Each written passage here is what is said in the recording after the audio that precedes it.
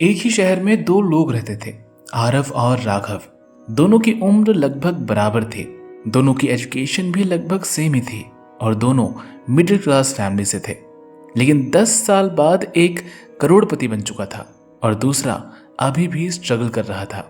आइए जानते हैं इन दोनों की कहानी और कैसे एक आदमी करोड़पति बन गया तो वहीं दूसरा अभी भी स्ट्रगल कर रहा है। एक दिन आरव अपने लाइफ से परेशान था। पैसा नहीं, ग्रोथ नहीं, क्लैरिटी नहीं। तभी उसकी मुलाकात एक बूढ़े आदमी से हुई। नाम था मिस्टर मेहता। उन्होंने सिर्फ एक सवाल पूछा, तुम रोज क्या करते हो? आरव बोला, कुछ खास नहीं, दिन जैसे आता है वैसे निकल जाता है। मिस्टर मेहता हल्का सा मुस्कुराए और फिर बोले, यही तुम्हारी समस्या है और यही तुम्हारा सल्यूशन भी है। मिस्टर मेहता बोले, सक्सेसफुल लोग अलग चीजें नहीं करते, वो वही चीजें रोज करते हैं जो बाकी लोग नहीं करते।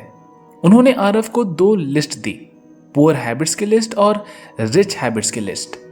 पुअर हैबिट्स में लिखा था, बिना प्लान के दिन शुरू करना, ज़्यादा टीवी देखना, सोशल मीडिया यूज़ करना, कोई रीडिंग नहीं करना, नेगेटिव लोगों के साथ रहना और एक्सक्यूजेस बनाना। तो वहीं रिच हैबिट्स की लिस्ट में लिखा था, सुबह गोल्स को रिव्यू करना, रोज कुछ नया सीखना, पॉजिटिव लोगों के साथ मिलना, हेल्थ का ध्यान रखना और डिसिप्लिन मेंटेन करके रखना। आरव यह पढ़कर थोड़ा सा शॉक में था क्योंकि उसे समझ आ गया था कि वो गरीब इसलिए नहीं है क्योंकि उसके पास मौके नहीं थे, वो गरीब इसलिए था क्योंकि उसकी हैबिट्स गलत थी। उस रात उसने एक डिसीजन लिया कि मैं अपनी जिंदगी बदलूंगा, लेकिन बिग स्टेप से नहीं, स्मॉल डेली हैबिट से। अगले दिन से उसने सुबह 1 घंटा पहले उठना शुरू कर दिया। 10 मिनट्स गोल्स लिखे, 20 मिनट रीडिंग की और अपने दिन की प्लानिंग की। ये सब बहुत छोटा लग रहा था, लेकिन मिस्टर मेहता ने कहा था, स्मॉल हैबिट्स बिग डेस्टिनी बनाते हैं। उसी शहर में राघव भी रहता था। वो लेट उठता था, फोन स्क्रॉल करता था, कंप्लेन करता और कहता, मेरी किस्मत ही खराब है। धीरे धीरे फर्क दिखने लगा। आरव के पास क्लैरिटी थी, कॉन्फिडेंस था, वही राघव के पास कंफ्यूजन ही कंफ्यूजन था और वह फ्रस्ट्रेशन में अपनी जिंदगी बिता रहा था। लेकिन बाहर से अभी भी दोनों की जिंदगी सेम ही दिख रही थी। अगली सुबह आरव फिर मिस्टर मेहता से मिलने गया। इस बार मिस्टर मेहता ने कोई लेक्चर नहीं दिया, बस उसे एक कैफे में ले गया। कैफे में 2 तरह के लोग बैठे हुए थे, एक सक्सेसफुल लोग और दूसरा नॉर्मल लोग। सक्सेसफुल लोगों में कुछ खास बातें थी, जैसे कि वो बिजनेस आइडियाज और ग्रोथ की बातें कर रहे थे और एक दूसरे को अपॉर्चुनिटीज बता रहे थे। वहीं नॉर्मल लोग अपनी जिंदगी के बारे में कंप्लेन कर रहे थे, पॉलिटिक्स की बातें, गॉसिप, लड़कियां, देश कितना खराब है, मौके नहीं है, लक खराब है, एजुकेशन सिस्टम खराब है, हर एक चीज की वो कंप्लेन कर रहे थे। मिस्टर मेहता ने पूछा, तुम किस टेबल पर बैठना चाहोगे? आरव ने तुरंत कहा, पहली वाली टेबल पर, यानी कि सक्सेसफुल लोगों के साथ। मिस्टर मेहता मुस्कुराए और बोले, यही तो फर्क है। रिच लोग एनवायरमेंट चूज करते हैं, पुअर लोग एनवायरमेंट के हिसाब से जीते हैं। तुम जिन 5 लोगों के साथ सबसे ज्यादा टाइम बिताते हो, तुम उन्हीं का एवरेज बन जाते हो। आरव को अपने दोस्तों की याद आई, डेली कंप्लेंट्स करते थे, कोई गोल्स नहीं था, सिर्फ टाइम पास के लिए वो मिलते थे। उसे अंदर से गिल्ट हुआ, अगर मैं इनके साथ रहा तो मैं भी यही बन जाऊंगा। उस दिन आरव ने एक हार्ड डिसीजन लिया।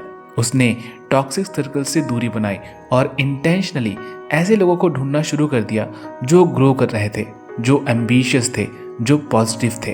पहले पहले उसे थोड़ा सा अजीब लगा, अननोन लोगों से बातचीत करना बहुत ही मुश्किल था उसके लिए, इवेंट्स अटेंड करना, खुद को इंट्रोड्यूस करना। लेकिन धीरे धीरे उसे मेंटोर्स मिलने लगे, अपॉर्चुनिटीज दिखने लगी और उसकी थिंकिंग बदलने लगी। तो वहीं राघव अभी भी वही कर रहा था, सेम दोस्त, सेम बातें, सेम कंप्लेंट्स। एक दिन उसने आरव से कहा, तू बदल गया है यार, एटीट्यूड आ गया है तुझ में। आरव ने कामली जवाब दिया, नहीं, मैं बस ग्रो कर रहा हूँ, ये कोई एटीट्यूड नहीं है, ये बस मैं बेहतर बन रहा हूँ। अब फर्क सिर्फ हैबिट्स में नहीं था, फर्क माइंडसेट में भी था। आरव कहता, मैं और कैसे खुद को इम्प्रूव करूँ? राघव कहता, यार ये मुझसे नहीं होगा। एक दिन मिस्टर मेहता ने आरव को नेटवर्किंग के बारे में सिखाया। नेटवर्किंग सिर्फ लोगों से मिलना नहीं है, यह लर्निंग का शॉर्टकट है। और फिर उन्होंने एक पावरफुल लाइन कही, अगर तुम 10 साल खुद सीखोगे तो स्लो जाओगे, लेकिन अगर तुम 10 लोगों से सीखोगे जो कि ऑलरेडी कुछ कर रहे हैं तो तुम फास्ट फॉरवर्ड हो जाओगे। कुछ महीनों में आरव को साइड अपॉर्चुनिटीज मिलने लगी, स्किल्स इंप्रूव होने लगे और कॉन्फिडेंस ग्रो होने लगा, लेकिन इनकम अभी भी ज़्यादा नहीं बढ़ी थी। दोस्त, तुम्हारी ग्रोथ तुम्हारे एनवायरनमेंट और नेटवर्क पर डिपेंड करती है। तो सबसे पहले अपने एनवायरनमेंट और नेटवर्क को इम्प्रूव करो। अगले दिन आरव मिस्टर मेहता के घर पहुंचा। इस बार मिस्टर मेहता ने उसे सीधे एक कमरे में ले जाकर बैठाया। कमरा देखकर आरव दंग रह गया। चारों तरफ सिर्फ किताबें ही किताबें थी, बिजनेस, पैसे, साइकोलॉजी, आदतें, हेल्थ।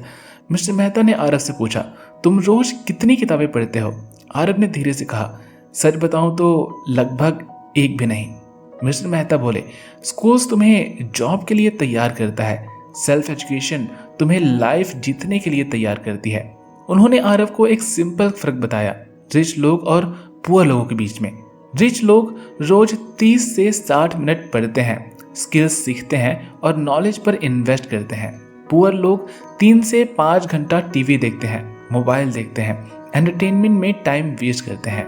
आरव को याद आया कि वो डेली सोशल मीडिया पर स्क्रॉलिंग किया करता था, रैंडम वीडियोस देखता था, कोई रियल लर्निंग नहीं होती थी उससे। उसे समझ आया कि मैं बिजी नहीं था, लेकिन प्रोडक्टिव भी नहीं था। मिस्टर मेहता ने कहा, आज से एक रूल बनाओ, हर दिन कम से कम 30 मिनट सिर्फ लर्निंग के लिए निकालोगे। पहले दिन आरव को ये चीज करना थोड़ा सा मुश्किल लगा। ध्यान भटक रहा था, बोरिंग लग रहा था, समझ भी कम आ रही थी, लेकिन उसने कंसिस्टेंसी बनाए रखी और फिर 30 दिन बाद धीरे धीरे बदलाव दिखने लगा। उसकी सोच शार्प हो गई, आइडियाज आने लगे और कॉन्फिडेंस बढ़ गया।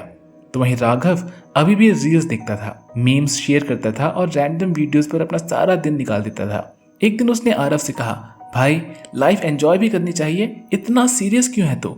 आरव ने मुस्कुराकर कहा, मैं अभी सेक्रीफाइस कर रहा हूँ ताकि बाद में मैं एंजॉय कर सकूं। मिस्टर मेहता ने आरव को एक बहुत ही पावरफुल बात कही थी, तुम जो रोज अपने दिमाग में डालते हो वही तुम्हारी जिंदगी बनाता है। उन्होंने सिर्फ पढ़ने को नहीं कहा था, बल्कि सही तरीके से सीखना सिखाया था। Skill based learning, income related knowledge, self improvement और रैंडम इंफॉर्मेशन से दूर रहना। अब आरव सिर्फ काम नहीं कर रहा था, वो ग्रो भी कर रहा था। उसे अपॉर्चुनिटीज दिखने लगी थी जो पहले इनविजिबल थे। अगर तुम रोज सीखते नहीं हो तो तुम धीरे धीरे पीछे जा रहे हो। यही इस चैप्टर का कोर लेसन है। एक दिन मिस्टर मेहता ने आरव से पूछा, तुम इतना सीख रहे हो, लेकिन क्या तुम्हें पता है तुम जा कहाँ रहे हो? आरव एकदम चुप हो गया। उसने पूछा, मतलब क्या है? मिस्टर मेहता बोले, गोल के बिना लर्निंग सिर्फ डिस्ट्रैक्शन है। अगर तुम्हें पता नहीं कि तुम क्यों सीख रहे हो और किस काम के लिए, तो ये लर्निंग बेकार है। उस दिन आरव पहली बार चुप था। इतना सीखने के बावजूद भी उसे समझ नहीं आ रहा था कि वो जा कहाँ रहा है।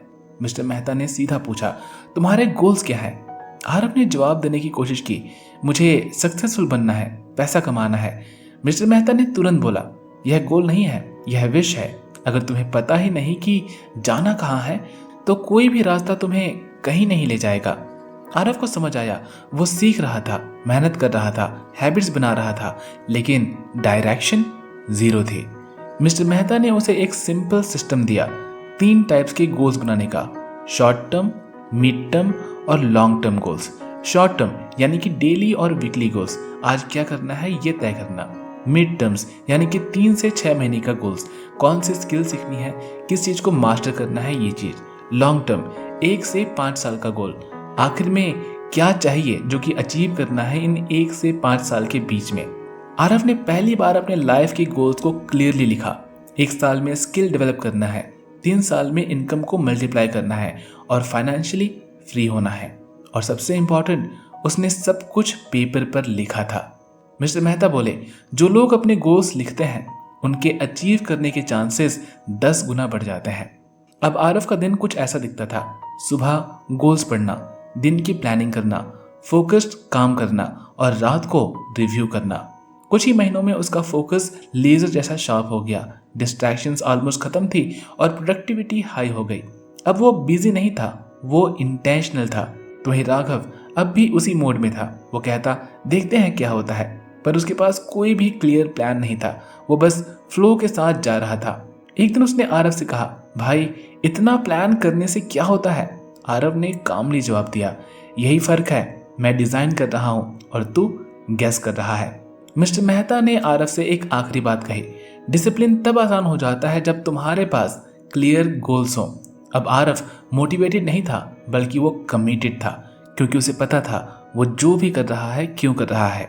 अब आरफ को पता था क्लैरिटी के बिना मेहनत बेकार है। क्लियर गोल्स लिखने पर उनको फास्ट अचीव कर सकते हैं।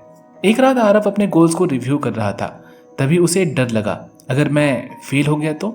अगले दिन उसने मिस्टर मेहता से पूछा, फियर को कैसे हैंडल करूं? मिस्टर मेहता ने हल्के से मुस्कुराकर कहा, अब तुम सबसे डेंजरस स्टेज पर हो, जहां लोग खुद को ही हरा देते हैं। उस रात आरफ सो नहीं पाया। दिमाग में सिर्फ एक ही सवाल घूम रहा था, अगर मैं फेल हो गया तो क्या? अगले दिन वो मिस्टर मेहता के पास गया और बोला, मैं काम कर रहा हूँ, सीख रहा हूँ, लेकिन अंदर से डर लग रहा है। मिस्टर मेहता ने ध्यान से देखा और कहा, अच्छा। आरफ एकदम चौंक गया। उसने पूछा, अच्छा क्या? मिस्टर मेहता बोले, फियर सक्सेस का सिग्नल है, क्योंकि तुम कंफर्ट जोन से बाहर जा रहे हो। उन्होंने कहा, बाहर की दुनिया में कंपटीशन कम है, असली लड़ाई अंदर चलती है, तुम्हारे दिमाग में। आरफ को हर दिन कुछ अजीब सी बातें परेशान करती। उसका मन हमेशा कहता, तू नहीं कर पाएगा। दूसरी आवाज कहती, तू कर सकता है। मिस्टर मेहता ने आरफ को एक सीक्रेट फॉर्मूला बताया। उन्होंने आरफ को 3 रूल्स दिए, थॉट कंट्रोल, इमोशन कंट्रोल और action over feeling. Thought control यानी नेगेटिव थॉट्स आएंगे, लेकिन उसे रहने देना है या हटाना है तुम्हारा चॉइस है। इमोशनल कंट्रोल यानी कि सक्सेसफुल लोग इमोशन से डिसीजन नहीं लेते, डिसीजन से इमोशन बनाते हैं। एक्शन ओवर फीलिंग यानी कि फील करने का इंतजार मत करो, एक्शन लो और फीलिंग खुद आएगी। प्रैक्टिस शुरू करना सबसे आसान नहीं था, लेकिन अब जब भी डर आता, आरव उसे इग्नोर नहीं करता, वो एक्शन लेता, डर के बावजूद काम करता। तो वहीं राघव अभी भी उसी पैटर्न में था। नया आइडिया आता, वह एक्साइटेड हो जाता, थोड़ा चैलेंजेस आता है, वो डर जाता और फिर वो क्विट कर देता और फिर वही डायलॉग बोलता, यार ये मेरे बस की बात नहीं है। अब डिफरेंस एकदम से क्लियर दिख रहा था। आरव फियर के बावजूद भी आगे बढ़ रहा था, वहीं राघव फियर के कारण पीछे रुक जाया करता था। मिस्टर मेहता ने आरव से कहा, फियर तुम्हें रोकने नहीं आया है, वो टेस्ट करने आया है कि तुम कितने सीरियस हो अपने गोल्स को अचीव करने के लिए।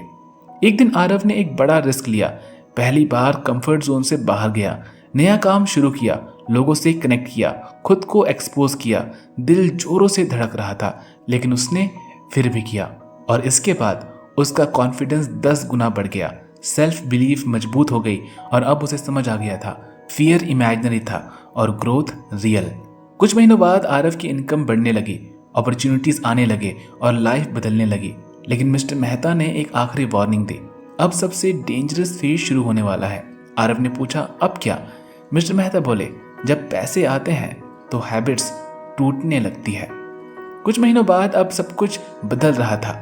आरव की इनकम बढ़ रही थी, नए अपॉर्चुनिटीज आ रहे थे, लोग उसे नोटिस कर रहे थे। पहली बार उसे लगा कि मैं जीत रहा हूं, लेकिन उसी समय मिस्टर मेहता ने उसे बुलाया और सीधा कहा, अब तुम्हें खुद से बचना है। आरव हैरान था, इसका मतलब क्या था? मिस्टर मेहता सीधे ही बोले, गरीब लोग स्ट्रगल में फेल होते हैं, लेकिन कई लोग सक्सेस में फेल हो जाते हैं। आरव में भी छोटे बदलाव आने लगे थे, जैसे कभी कभी वो रूटीन को स्किप कर देता, रीडिंग कम कर देता, प्लानिंग लूज